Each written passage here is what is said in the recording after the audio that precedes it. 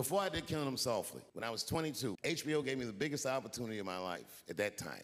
They gave me a half-hour special. I shot it at a place called Broadway Studios, which is on the second floor of a building. And beneath Broadway Studios is a nightclub.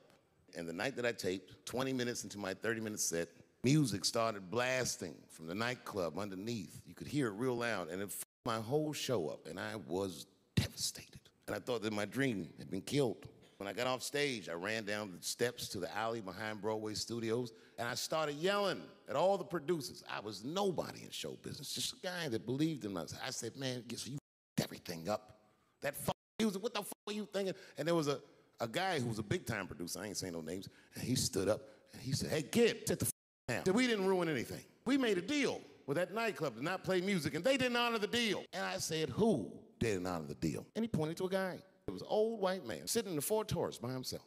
He said, that guy right there. And I didn't waste no time or ask no questions. I went to that Ford Taurus and I beat on that window and I said, open the door, motherfucker, I want to talk to you. And that old man looked at me for 1 second and wisely drove the fuck off.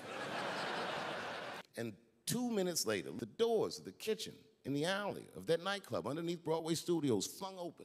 And that old man was standing there, that same old man with reinforcements. He had 2 big goons with him, and he looked at me, and he was calm as a cucumber. He said, you, come here, I want to talk to you. And I found out later in my life that these men were Russian mobsters. And I don't know what you guys know about the Russian mob, but these are the niggas that killed Denzel in Training Day. And I believed in what I was doing, and I didn't give a f***. Just kept cussing at these motherfuckers, telling them how they ruined my life. That old man couldn't believe that I was talking all of this shit. As soon as I took a breath, he stopped me gently. He said, hey, kid, listen, your friends lied to you. We made a deal. Your friends never paid me. When he said that, I realized I was locked in a kitchen. I realized he was telling the truth, which would make me wrong. And the moment that I realized I was wrong for the first time, I was afraid. You see, it's a funny thing if you believe you're absolutely right. You can get drunk off the feeling of how right you are. That's why gay people are so mean. I was scared, but I didn't buckle.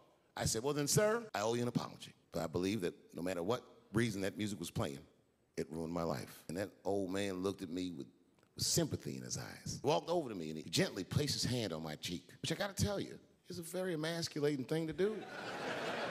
I was standing there looking at this nigga's hand on my cheek like and he said, you are a real man. And he tapped me on my cheek. Real soft. Just like that. The doors opened back up. The light from the alley flooded into the kitchen. And I just walked out alive. I lived to fight another day.